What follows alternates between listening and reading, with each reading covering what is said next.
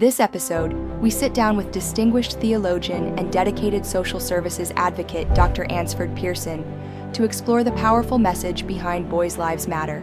With over 25 years of experience as a chaplain in prisons and a passionate mentor in communities, Dr. Pearson brings a unique perspective on the emotional and spiritual challenges boys face today.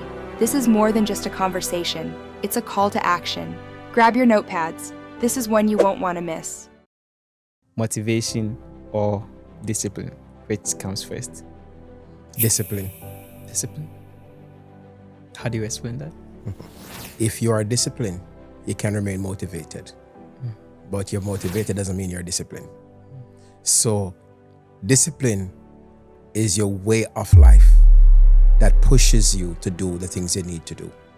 So through discipline, you can be motivated, not the other way around.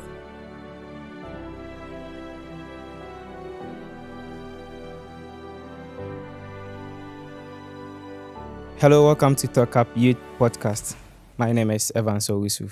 I'm super excited for the support that you have been giving to me since this journey began. I'm so excited. And today we are going to have another interesting session, which we are going to talk about boys. The boys' lives matter. The topic on board today is boys' lives matter. And we have here in the studio one of the greatest personality in our community, Toronto. He's such an amazing person. Honestly speaking, he's such an amazing person. Ever since I met him, he has been a good instrument in my life. Without talking much about him, because I'm going to give him the opportunity to say much about himself so that you will know who I'm here with today. Welcome to the studio, sir. Thank you. Thank you very much. Please, how is it going? It's wonderful. Quite refreshing to be out early this long weekend. I didn't give you the chance to enjoy your long weekend. No, you did not, but that's okay. Yes. I don't mind being here and sharing. I know how important this is to you and the impact that this lays on the community. So it's quite an honor to share this stage with you for however long it lasts today. You're welcome, sir. Just a little background. Not much accolades to put out there in terms of who I am and what I do. Sure. I'm not a doctor of medicine. And if Dr. Pearson will denote that, oh, he's a doctor. Yes, but he's a doctor of theology. And I'm not an expert on a topic that we'll speak about today, but I've had experience over the last 25 years of working within the sector of social services and dealing with different issues, especially mental illness. Mental health does affect youths in general. As a part-time lecturer, professor at the college, that's where we met. Yes. So I sort of come to the table with that amount of knowledge. Yeah. And so let's see where it takes us today. Sure. It was a blessing meeting you at the college. I always say to my friends that one of the people that I met during the college session is Dr. Ansford Pearson, because he has been very good to me ever since I met him. Aside teaching me developmental support work and that stuff, he has been very instrumental in my life. And I thank you for that. I'm using this opportunity to say thank you and God bless you for that. You're very welcome. So, in your introduction, you said you've been in the sector for 25 years. Now, today we are going to talk about the lives of our young boys. And let's signal that we are not going to do it in general, including our ladies, but today we are talking about our young boys.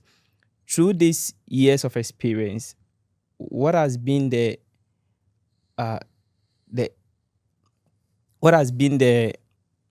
effect, that some of the challenges that young boys are facing currently? I know that your focus will be on young boys. Yes. So we're talking about young men, youths. Yes. And so I'm taking that there's a different segment to deal with females or young ladies. Yes. But the challenges are not different, whether it be male or female. The challenges that they encounter, everyday challenges, and the lack of ability to cope with these challenges. And so a lot of young people are suffering, especially young men, because of the lack of avenue for them to explore, for them to be themselves, and to have their voices heard. The challenge is to be heard. Sometimes they encounter barriers, and this could be because of their culture. However, cross culture, cross boundaries, the challenges are universal. Challenges of dealing with their own issues in their little silos, and oftentimes not having the opportunity to express themselves openly and honestly. Yes. So the challenges are it cuts across all gender, all age group. But for boys, especially young boys, it's even more a challenge because they do not get a chance to express themselves. Sure. So they don't talk up. Sure. So they internalize a lot of things. And this is what has resulted in an even more systemic problem.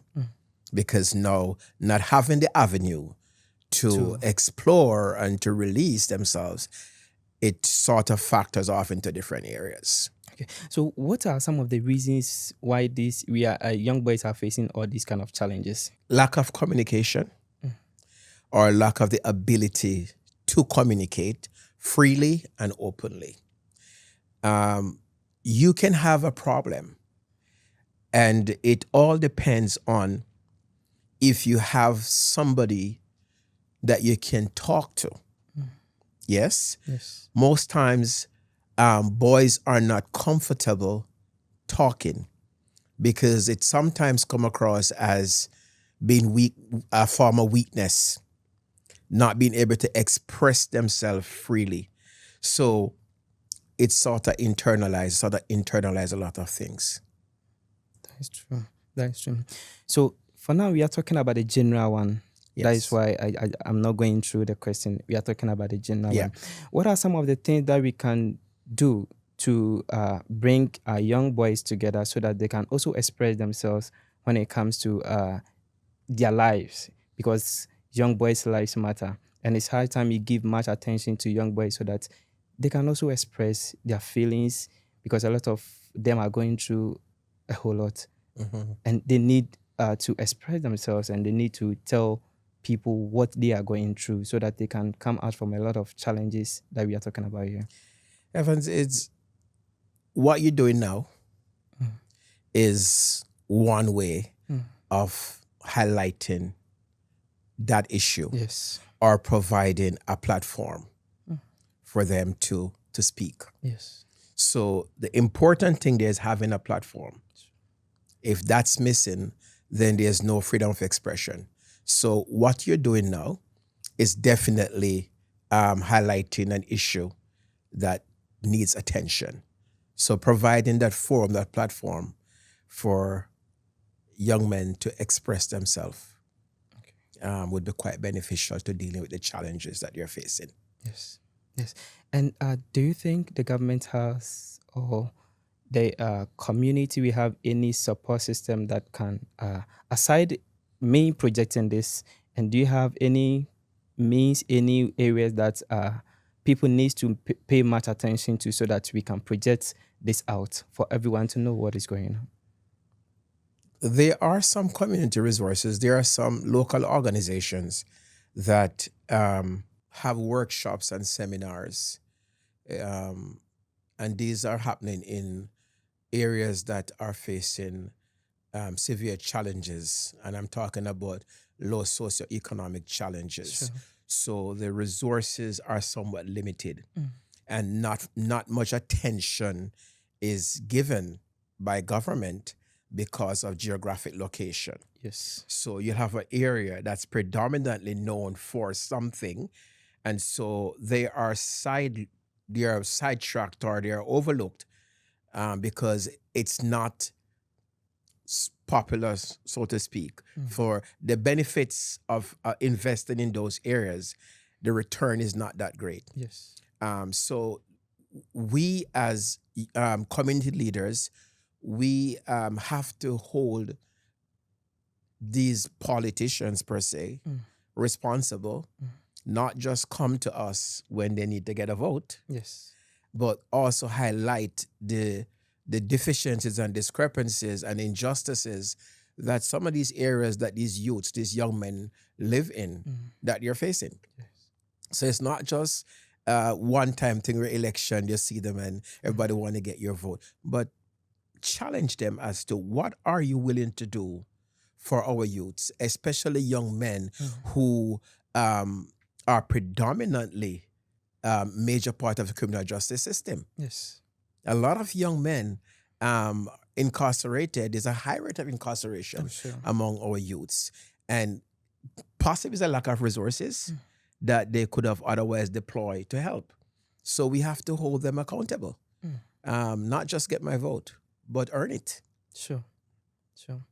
And I think not only the politicians, and I think the community leaders when it comes to the church, when it comes to NGOs, when it comes to a lot of community organizations also have to be part of this journey so that we can come together and pay much attention to our young boys, because the attention that we are giving to our female, if we tend to give that attention to young boys, I think we are going to reduce a lot of risk that is happening right now. Yes.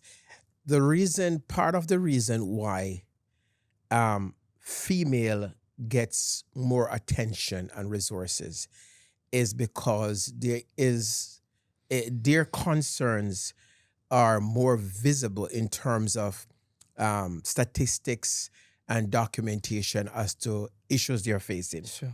A lot of things that have gone unreported, undocumented are issues that young men face. So you have more emphasis on young ladies per se and not men, because a lot of things are not reported, documented. And remember that actions are driven by statistics. Oh, yes. So if you don't have the stats to match what you're asking for example, if you're asking government for funding to do something special for young men, i.e. create some programs within the community for them to use as an avenue to explore and to deal with challenges, then you need statistics. Sure. Show us how this is going to work. What are your what concrete evidence do you have that these are problems, this is the situation, and that our intervention can make a change? Sure. So you need statistics. Oh, yes. So if it's not documented and not reported, where do you get the stats from? No. Government move by numbers. So if they cannot look and say, well, we have 20% or 30% of this affecting this community, then you'll never get any help. Oh, yes. So it comes down to statistics. What is there tangible that we can use so that when you're advocating for services, you can back it up with scientific figures. It's there. Yes. This is what we have documented over a period of time to show that this is a void, this is a gap that needs to be filled. So more documentation is needed. Yes. Yeah. Yes. And before we move on to the next question, I just want you to direct some words to the government, direct some words to leaders in our community, direct some words to the NGO so that they can also come on board and we push this agenda to help our young boys. Let me say, using this medium, youths are our future leaders. We are on the down, meaning that we're getting older, and we need to raise up leaders. Yes. We need to create a space for development, professionally and otherwise. Unless we provide the necessary tools leadership, mentorship, skills training, education to the young people, Yes. we face the challenge of becoming obsolete as a nation. Yes. Meaning that if you do not have successors to take on, then who carry on? Nobody. So to the leaders, the community leaders, the politicians, the stakeholders, you need to look at ways in which you can begin to invest into young men. Begin to harness the energy that they possess and hope you can extrapolate from all that and use it to create future leaders. How do you do that? You have to begin by molding them, Yes. mentoring them. So if that is missing, then what do you have 10 years from now? Who will be our leaders 10 years from now? Most of us will be retired and old and cannot carry on. Sure. We have to raise up leaders. And so as older statesmen, as NGOs, as pastors, as community leaders, we now have to make it become intentional. That's the word I want to use. Yes. We have to be intentional about creating, mentoring, or even growing up future leaders. Yes. So government have to be intentional Sure. about this. Sure. Thank you. Before you continue, let me say this. If you are now watching this podcast, I will urge you to subscribe to the channel and be part of this journey. We are on a journey to impact the lives of young people because the next 10, 15, 20 years, the next generation of leaders are the young people that we see today. Don't hesitate to subscribe to this channel and be part of the journey. Your views, your comments, anything that you are doing under the comment section is very important and is very essential. And if you have anything to share with us, you can contact us through our lines on the screen. So, Yes. we are continuing. Yes. For these past years, the number of abuse on young boys is increasing. Every day is increasing. But before we go to the main question, I just want you to, because there are a lot of explanations out there, there are a lot of definitions out there about abuse. How do you define abuse? Well, abuse can be there are many different forms of abuse. We can have physical abuse, emotional abuse, spiritual abuse, financial abuse, social abuse. The list is endless. So one may just focus on the physical, the sexual abuse. Yes. And that is a taboo when it comes on to young men. Yes. That is not spoken about. That is not documented. No mention of that. Because nobody wants to come to the table and speak about that. Yes. It doesn't mean it's not happening. There's also neglect is a form of abuse. So when you deprive someone of what it needs for them to exist and to live comfortably, it's also abuse. So you have many forms of abuse. But the emphasis has always seemed to be on physical and sexual abuse. But emotional abuse is even worse. Sure. Because the trauma that's associated with that, the ongoing pain, and as I said, trauma, but there are different types of trauma. Yes, we will come on that. That we encounter. And we're going to get there. Yes. Right? But I'm just simply saying, out of abuse breeds trauma. And that needs to be addressed. Yes. You made mention of the sexual abuse. I just want to share something to educate anyone who is watching this podcast. Either you are a parent, you are a teacher, you are a young person, just to educate you, because there's something which is going on that young boys don't have the zeal to speak or tell people.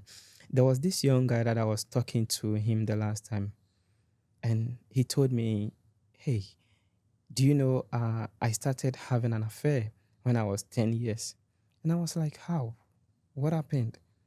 And he was like, I was staying with my stepmother, and this incident started, and it continued for about 4 years before he was able to come out of it. Even before he was able to come out of it, he has to leave the place that he was staying with the mother and just move to different place.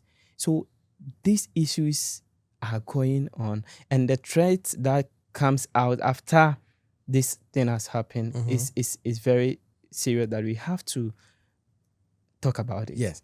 When it comes on to that type of the scenario that you just painted there, it's manipulation and it's exploitation. It's a form of control. So for that young man, his means of survival, food and clothing, shelter, comes from that source. Yes.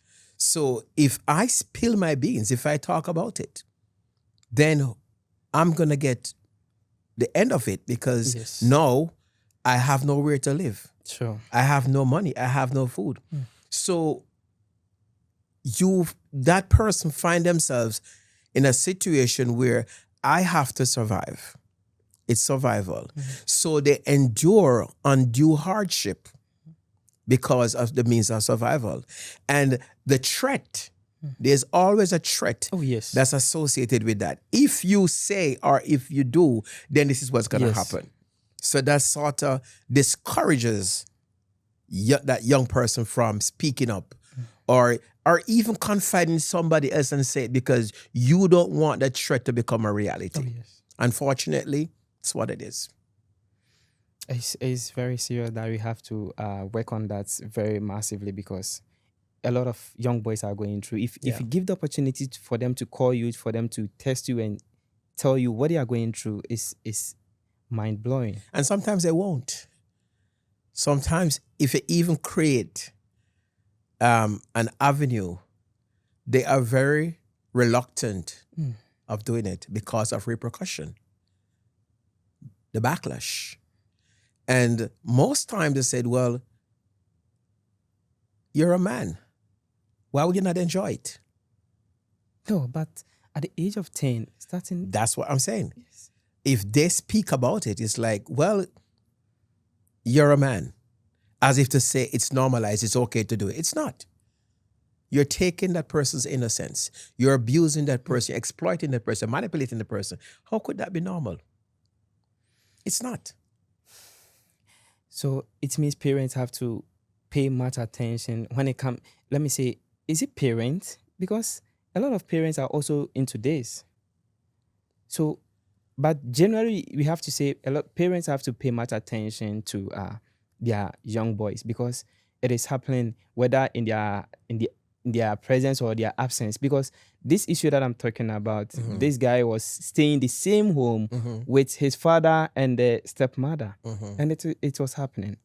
So they have to pay much attention, and we have to bring our children to closer so that we can hear what is going on. Evans, there are always signs. There are always signs, but the signs are most time ignored. There are always signs. Any form of abuse comes with signs.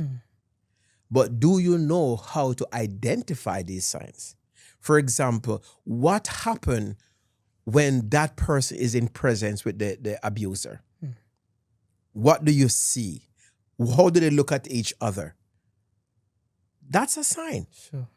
That's being ignored. So when daddy is home, the behavior is somewhat different. Sure. The treatment is different. When daddy is gone, we go back to normal. And sometimes because the other parent is so blind that even though it's staring them in the face, they still don't see it. Because it's not happening. It's not possible. So they're withdrawn from the reality that it is happening. Yes. So the signs are always there.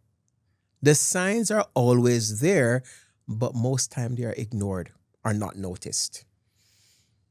I think that is a problem that we have to, parents have to pay much attention. It is a deep problem. Yes. Yeah. And because, let me ask you, because I know you have been in the city for a long time, and fortunate for me, I grew up in a place which was not quite developed. So let's take it to those places. Right. These things are happening, especially in those places. What about the cities? What about where the government and the rights of young people are well focused or well paid attention to? You can wear a mask. You can wear a mask which obscure your identity. So there's a mask that's put on a problem. You can't see the problem. You see the mask. And even though the problem is so bad, it still can't be noticed because it's masked. So what you see is a mask that's masquerading, and you say, oh, that's great. But take off the mask. Until society remove the mask, the problem will continue. It's prevalent, it's here. And it's not just in remote areas.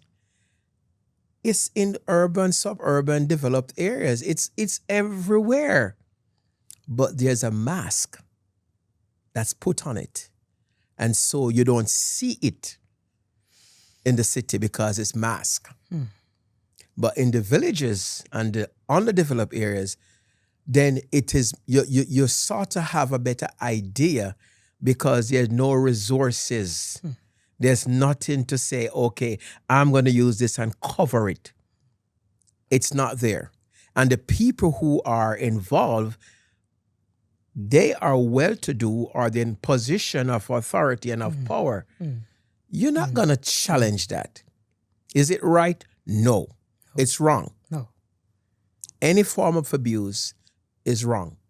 Anything against people's will is wrong. But few people come out and say, I am or I was. And that's because of another area which we might get into, shame, blaming. It's a huge problem. Definitely. So let's move to the second question. What are the long-term effects of abuse on boys' mental and physical health?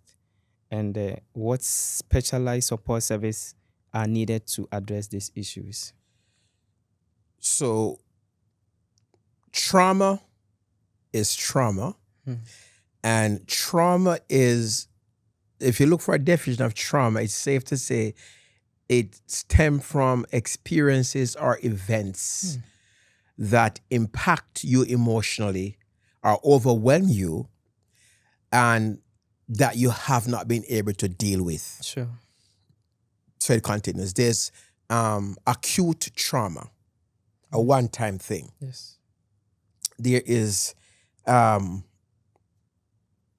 multiple trauma, which a series of events happening over and over and over again. And there's chronic. The chronic is several times, but the same thing. The same thing, yes. We have to adopt what I call a holistic approach to dealing with that issue. Because holistically speaking, you're dealing with all areas, body, soul, and spirit, or mental, physical, and social. Sure. So every area, unless it's in equilibrium, that means it's balanced. Yes. There's a problem. So you'll have to look not just at the physical. The physical is one area. What about the mental? What about the social? So you have to approach this holistically, meaning that you're covering all areas. You're looking at every possible angle that this problem affects, and then try to solve it from there. Don't focus on one. You might say, go play basketball or, give you therapy. That's one thing. But then there are underlying issues that also must be dealt with. So when you speak holistically, you're saying, I am going to look at every possible area that you could have been impacted in, and then we're going to try to peel the layers and see how we can help. So holistic approach is what's needed to dealing. So how can educators, experts, and coaches be trained to know this kind of signs that young boys go through when it comes to abuse? Well, you talk about education. One of my favorite, or my favorite statesman is the late Nelson Mandela. And Mandela says that education is the antidote for ignorance. Education is the antidote for ignorance. So education is key. What to look for, when to look for it, where, how. You have to identify the why, the where, the how. Those are pieces. The only way to do that is to educate yourself. The symptoms and signs. Know to identify and recognize. So education is the key to resolving most of these issues. Community leaders, stakeholders, everybody need to have an awareness as to what these warning signs are, what the issues are, and then strategize as to how to help deal with them. So, in the context of potential abuse, let's come to mental health. What are the early signs that that happens when a young boy is having a mental health issue? The number one, I think, and again, as I said before, I am not a psychiatrist, though I speak as though I'm very knowledgeable. It's because out of experience. That's why I said that the blessings of the knowledge that God has given you, you have to put it out there. Over 20 odd years, 25 years or more of working with young people or working disadvantaged population has given me that knowledge that I need to address certain things. So when a young person, early signs would be isolation. One of the key things is isolation. So let me explain. A young man that's always locked in his room, on his gadgets, on social media, no family time, no interaction. Chances are that person is experiencing some form of mental illness, not just mental health. Because all of us have mental health, let's be honest. So there's a difference between mental health and mental illness. And sometimes people confuse them. But all of us experience some form of mental health on a daily basis. But not all of us experience mental illness because it's a chronic condition. It's a pattern. Okay, before you continue with the explanation, can you just elaborate on these two, the mental illness and the mental, is it mental? Mental health. Mental health, yes. Okay, so I'm put on my professorial hat, right? No, you're getting me someplace, right? Yes. So mental health is our ability to cope with day-to-day challenges. Example, I'm a little bit stressed today. Yes. That's mental health. If you get depressed, it's become mental illness. The stress is managed day to day, and I'm okay tomorrow. Sure. But if I'm feeling the same way, 5 days, 6 days, a month, 2 weeks, it's no longer a mental health. It's how developed. It's become a chronic. It's a pattern. It's a condition. And if that cannot be fixed by me just meditating or walking, whenever there's an intervention, medical intervention, on any level, it's no longer mental health. It's mental illness. Because you need intervention to deal with the situation. Sure. Yeah. Thank you. You've been watching this podcast for this minute. I'm saying that you are a blessing because you are being elevated and being imparted by the message that Professor is sharing today.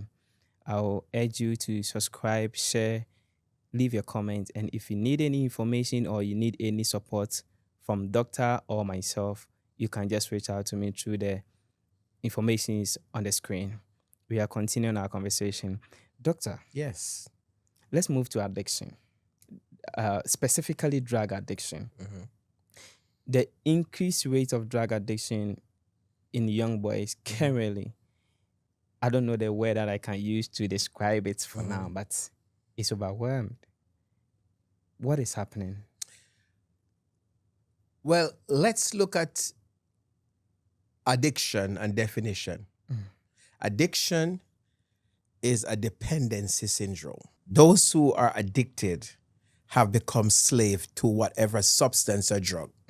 So they have developed a dependency where they cannot do without it. Now, people who are addicted is always a craving for something, and there's always a function. There's always a function to everything that we do. Every behavior has 4 functions. You know that. Every behavior has 4 functions. Attention, escape, tangible, or sensory. So everything that we do, one of the 4 functions apply. So why do I take drugs? To escape my pain, to escape my problem, or to get attention from my parents. You are not seeing that I'm suffering. You are not paying attention to my needs. So if I become an addict, then you have that on your hand. Attention. Or I feel nice. It's a euphoric moment. Sensory. It's always a reason why we do this. So addiction come about for many people is their inability to cope. So I numb my pain with opioids. I numb my pain. That's what somebody say. Yes. When I take opioids, it means that I don't feel the pain. Yes. But it's only for a short-lived period. Now, here where the addiction comes in. You have to keep taking it in order to not feel the pain. So by frequent use of it, you becomes addicted. I don't want to feel the pain, but there's no other way than for me to take opioids. Yes. So the fact that now I have dealt with the pain in the moment, I feel good. Yes. But it's short-lived. So in order to have that feeling, I have to continue. And there comes the addiction. That's it. That is causing a big harm to the young boys currently. Yeah. Currently. So, doctor, what is your advice to people who have not been affected or who have not been addicted to any form of addiction that we are discussing today? And what is another advice to those who are already into it or who are already been addicted in drugs? Your circle. The people who are in your circle. It's very important that you surround yourself with the right people. The support is what made the difference in you verging into addiction or coping with a problem. Your support. So the support network is integral piece in preventing people from getting addicted. Or if they are addicted, the support network is also a means of getting rid of the addiction. So the support works both ways.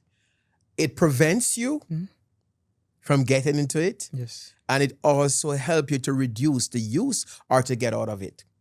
So support is very important. And when I say support, I'm not just speaking about support within the confines of the home.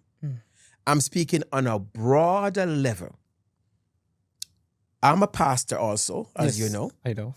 I have a congregation. Sure. And so we cannot shy away from these issues. We owe it to the general public, those who are responsible. We are called shepherds for a reason. Shepherds tend the flock. Yes. No, it doesn't matter what the issues are with the flock. Your job is to take care of them. Yes. You can't just say, I'm going to get rid of you because there's a problem. No. You have to take care of them. So if there are issues of mental health or issues of addiction, you as a leader, pastor, whatever, you can try to direct that person to the resources that are available. And what is also very key, and most people do not pay attention to, is that does that person have a sense of belonging? Do they feel comfortable? That is the question. To talk? Yes. Is there a opening, an opportunity for them to be in a non-judgmental space to express themselves. Because oftentimes people don't speak because they're of the scared of being judgment. judged. Yes. The We have to backlash take away and- the filters and create a space of acceptance where people can express themselves freely without being judged. Until we get there, we'll always have the issues and challenges that we are facing. Yes, because a lot of people want to get out of whatever that they are doing, but they want to express themselves to maybe their family or their friends around them so that they can just get out of it. But here is the case: the moment they start saying or talking about their problems, people start to ignore them, people start to leave them, people start to just let them go. And this thing is not going to solve the problem, because if you ignore whatever that I'm saying or whatever that I'm sharing to you, it doesn't solve the problem. I'm going to continue whatever that I'm doing at the end of the day, because I know that even if I tell you, you have nothing for me and you are not ready to listen to me, so it's going to be a problem and it's going to continue. Let me say this, and it's not in a way of beating down our culture. But within the Black race, within our culture, the lack of opportunity to express oneself is deafening. And so, because culturally you don't talk about these things, Yes. culturally Sure. we don't speak about these things. True. It's a taboo. It's not in our culture. Something is wrong. That's ignorance. So we as a Black race will have to get rid of the personal filters. We as a Black race will have to put our ears to the ground to know what's going on. We as a Black race will have to create a safe space for our youth, especially men, to express themselves. And don't think it's a form of weakness. No. Because that is it. You don't talk about it because you appear to be weak. You're a wimp. No. And so a lot of young men will internalize. And if you keep things in, esteem is locked in a pot. Yes. It's dangerous if you Very, try to very open that dangerous. pot. Yes. You can hurt yourself. Right? But if you have an avenue for the steam to escape, even slowly, then the potential risk is somewhat limited. Give them a forum or a space to talk. So it's missing. This is interesting. Like I'm sort of afraid because the way you are speaking, the way you are talking is, you feel the pain that young boys are going through. Oh, yes, without a doubt. Like you feel it, because I just want you to direct something to, specifically to our parents, the measures that they have to put in place when it comes to this issue. Wake up. I'm going to use the word wake up because I think most of us as Black parents are sleeping. So because you're sleeping, you're not aware of what's happening around you. Wake up. When you're alert, you'll see, you'll know, and you'll understand what is happening around you. You cannot bury your head in the sand and think the problem is going to go away. So let me speak to parents. You cannot ignore the problem and think for one moment the problem is going to solve itself. It will never happen. So here's what you need to do.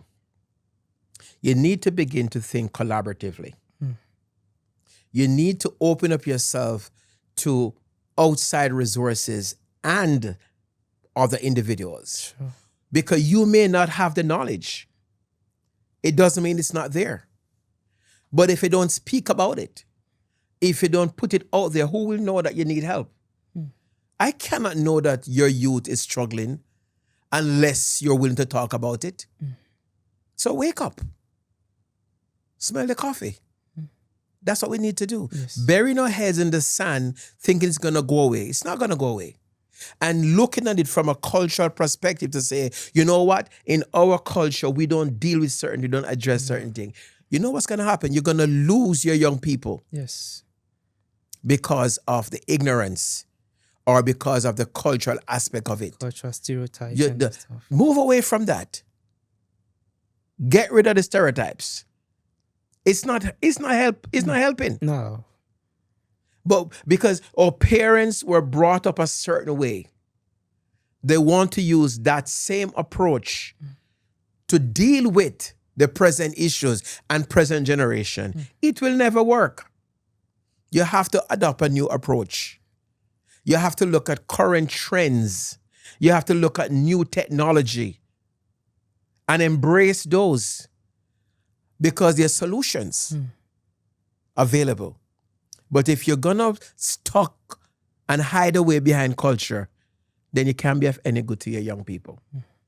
So wake up. Parents, You're sleeping. parents, Wake up.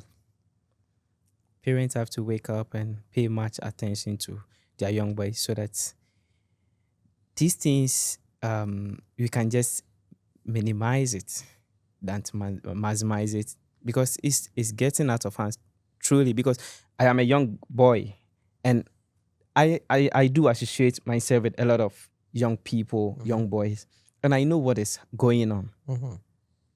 Some of them are willing to share with you because they know that they can, if they share something with you, you can just give them advice or you can just assist them to come out from that situation.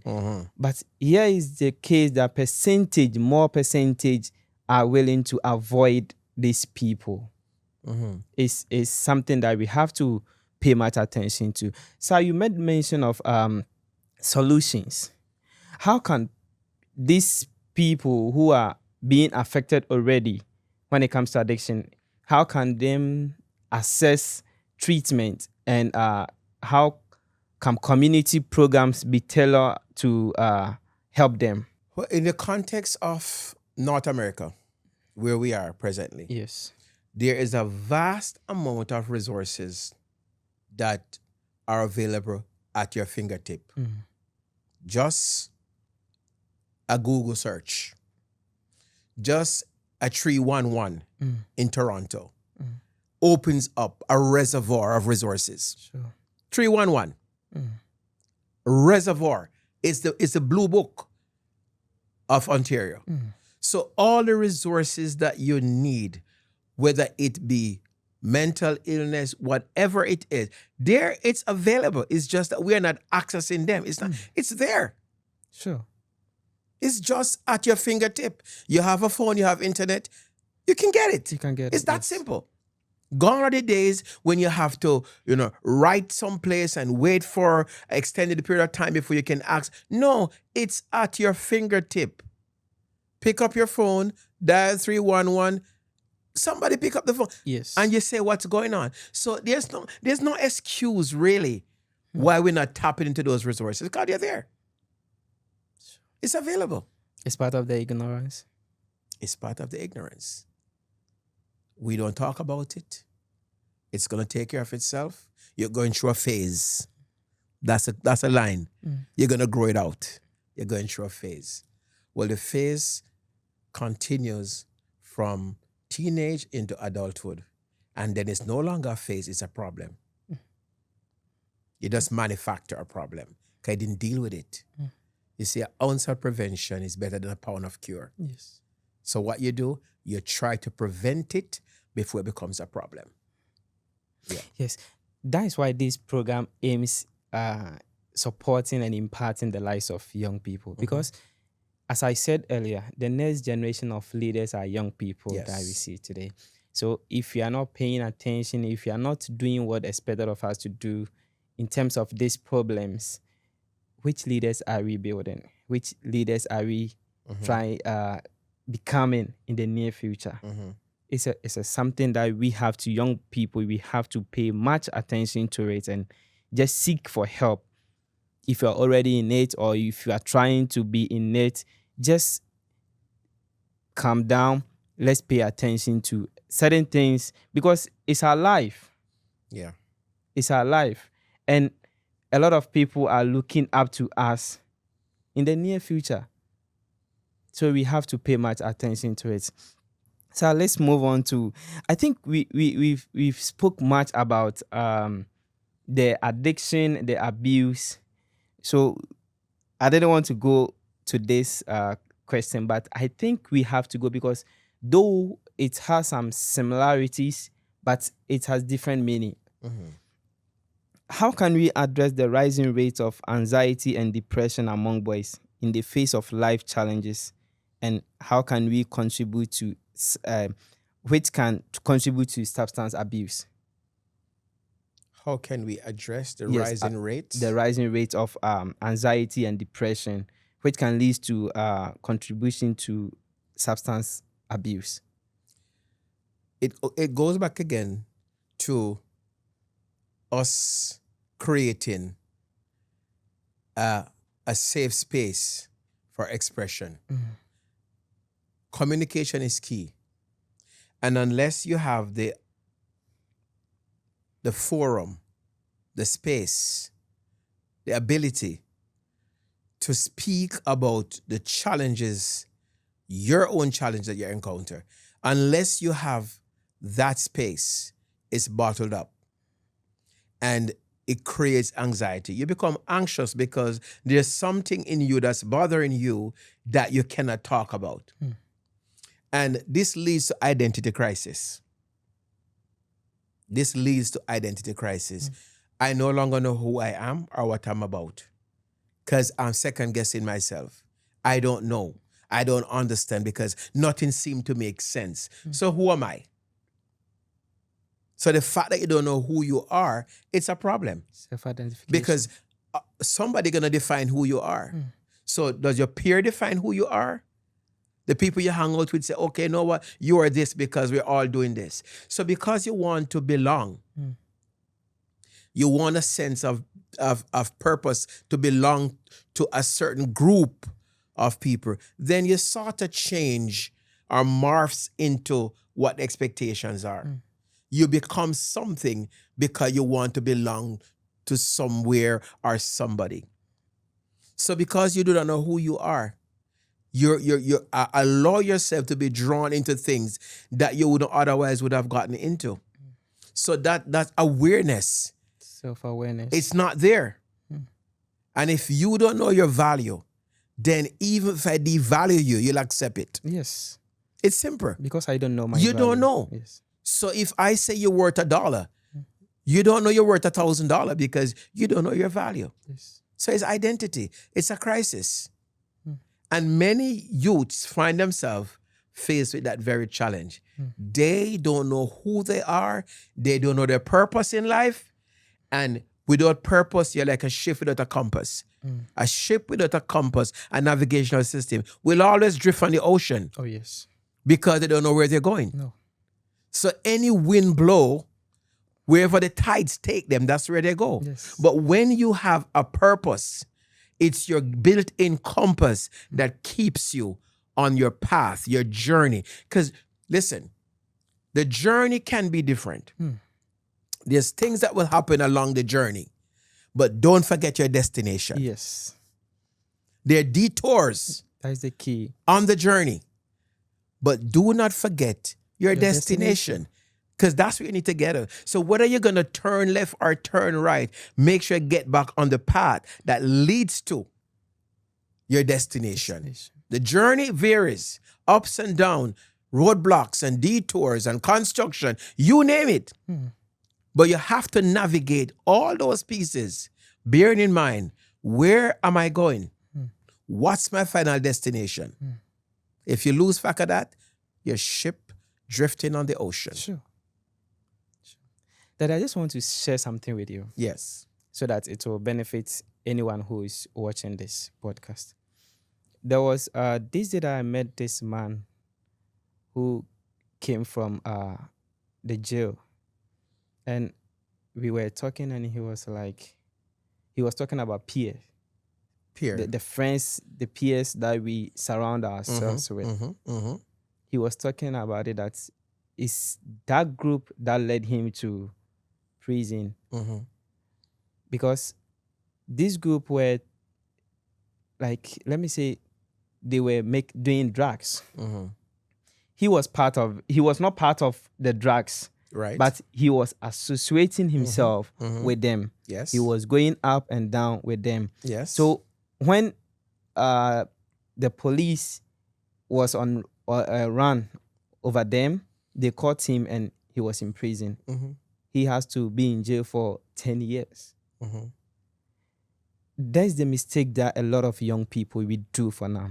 Because if you tell me that, hey, these boys that you are going out with, you have to be very careful. The word that I will say is, oh, they are my friends. I'm not doing what they are doing. Right.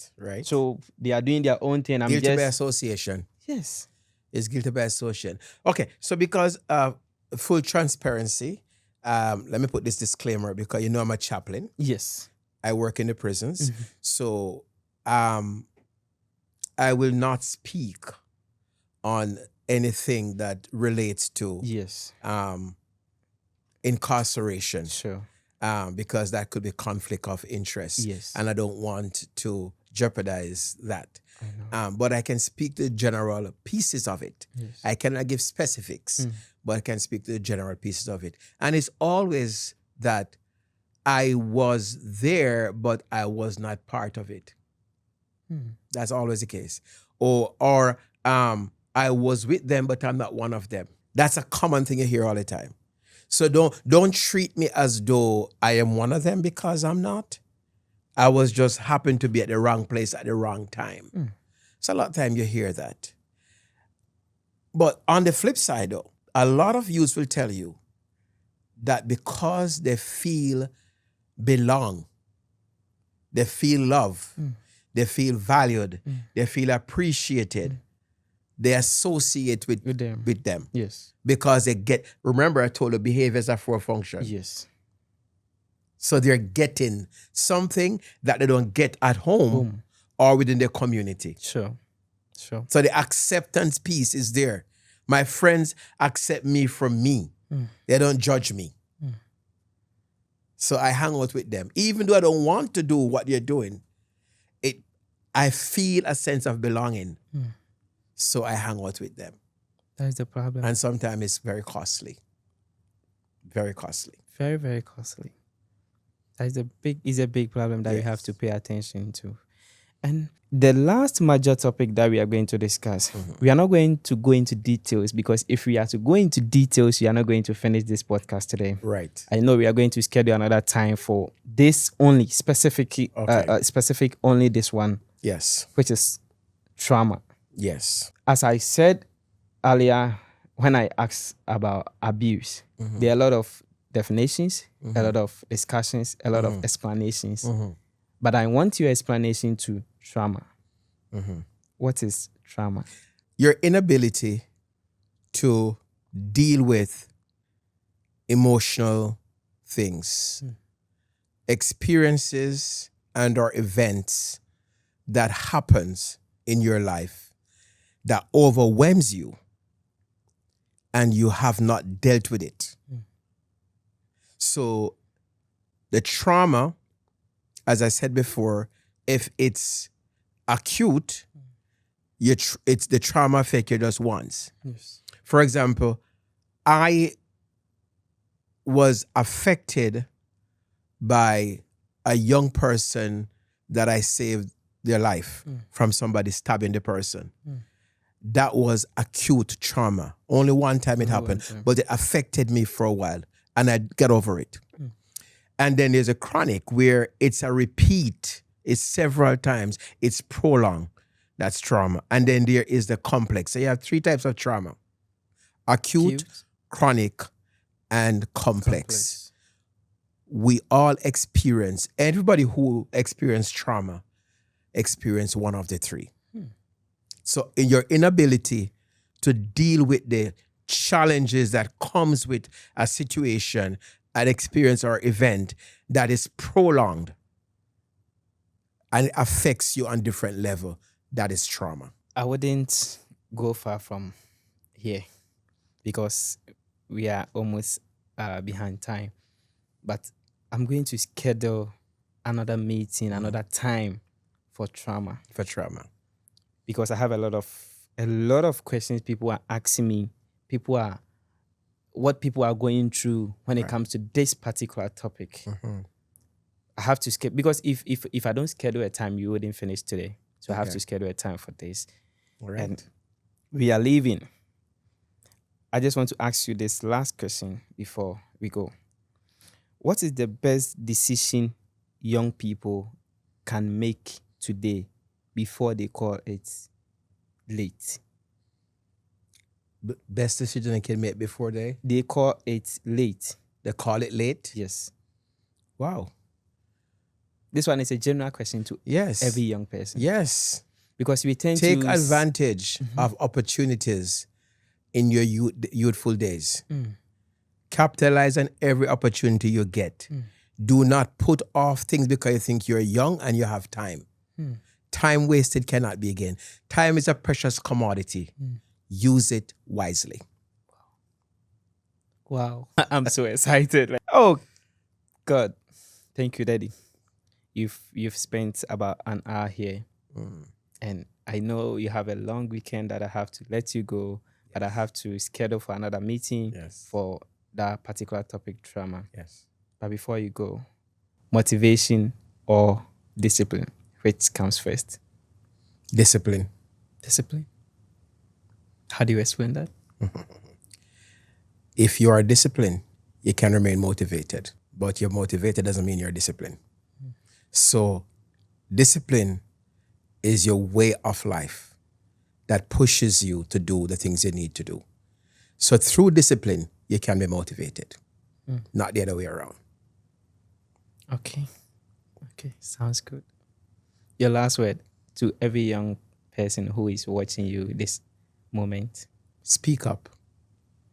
Don't be afraid to ask for help. Don't be afraid to seek out help. And don't be afraid to ask for help. I want to say, I see you. I hear you. I feel you. I understand you. And most importantly, I love you. That's it. Thank you for watching up to this point. I'm so happy that you have learned something. You have been impacted this minute. Keep sharing this podcast. Keep bringing your comments.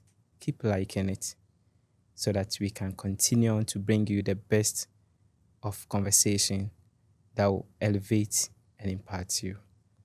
Talk Up Youth, we are imparting the lives of young people. See you next time. Bye-bye.